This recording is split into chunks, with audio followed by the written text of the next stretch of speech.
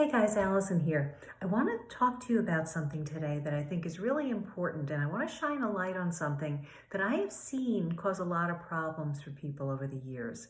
Now, we all struggle sometimes with making decisions. We want to, read the signs, understand where God may be leading us, and we may be asking God for signs to direct us.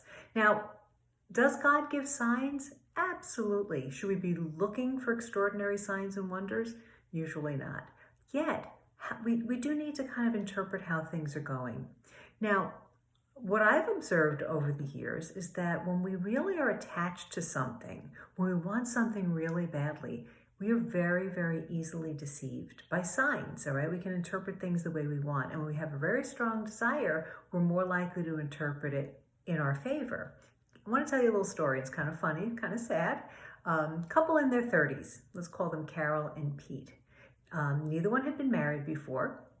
They were set up on a blind date. Now, Carol had had many relationships and got very close to getting married in her early 30s and had a tremendously devastating heartbreak. So she said to God, well, when I meet the right guy, have him send me pink roses. She'd never gotten pink roses before. She just didn't want to make a mistake again.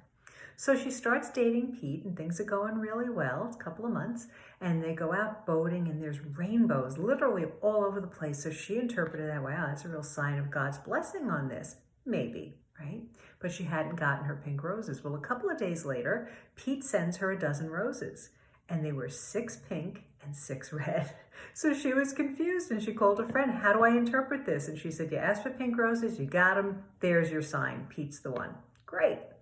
Well, the same day that Carol received her roses, she didn't know this, but Pete had been carrying a torch for someone, a girl that he liked very much, who only saw him as a friend. So he runs into a mutual friend of this girl and his, and the guy just says to him, hey, did you hear so-and-so got engaged? Well, now, if we're going to interpret signs, you'd look and say, well, there's a sign. Good, move on. That door is closed. But no, he interpreted it as a sign. Well, I guess I should call and congratulate her. Calls to congratulate her only to find out that she's not actually engaged. She's living with someone and has no intention of marrying him. So now he's perplexed. What does this mean? To further complicate it, the next day he gets a letter from his aunt in another country. And she was the only one he had talked to about this girl. The letter had nothing to do with this girl, but again, he interpreted it as a sign about maybe this relationship with this girl moving forward. Well, needless to say, this relationship did not work out. And I guess if we're going to look at signs, you'd say, well, he was very divided. He sent 6 red and 6 pink.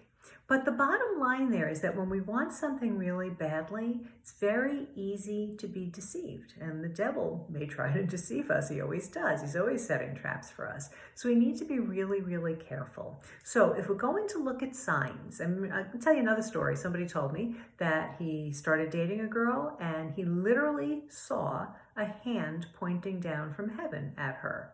So thought that it was God's will and married her in 3 months. And it was an absolute disaster. So here's what you got to consider. If you feel you've gotten a sign, number one, is it consistent with reason? Is it consistent with natural law?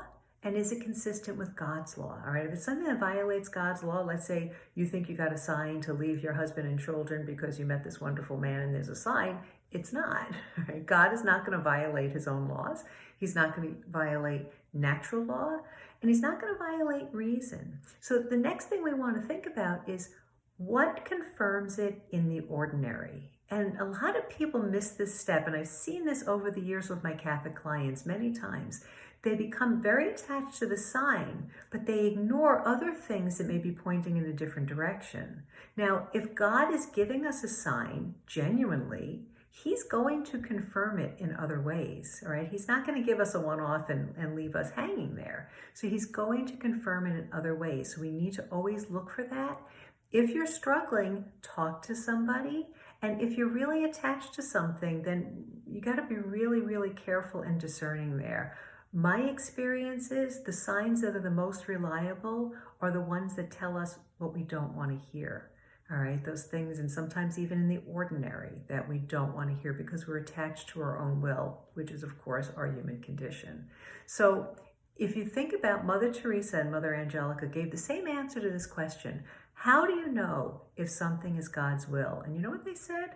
Watch what happens. So we don't really have certainty until we see things play out, right? So often when God is giving us a sign, he may give us a sign to point us in a particular direction, to start moving in a different direction, and then there will be confirmation along the way.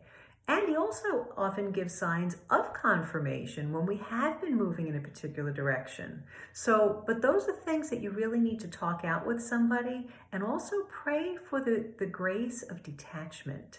And that was something a friend of mine said to me years ago, that she prayed for detachment. Never thought of it. I always just prayed for the thing I wanted and got more attached to it. So just praying for that gift of detachment. God will lead us. He does give us signs. He gives us signs in scripture. He gives us signs in prayer. He gives us signs in other people. But we have to be very discerning about it. And it has to be consistent, again, with human nature, with God's law, with natural law, and with the ordinary. All right, there needs to be some confirmation in the ordinary. So I hope that helps you. May God bless you. Make sure you like and share the video, and please hit the subscribe button. God bless you.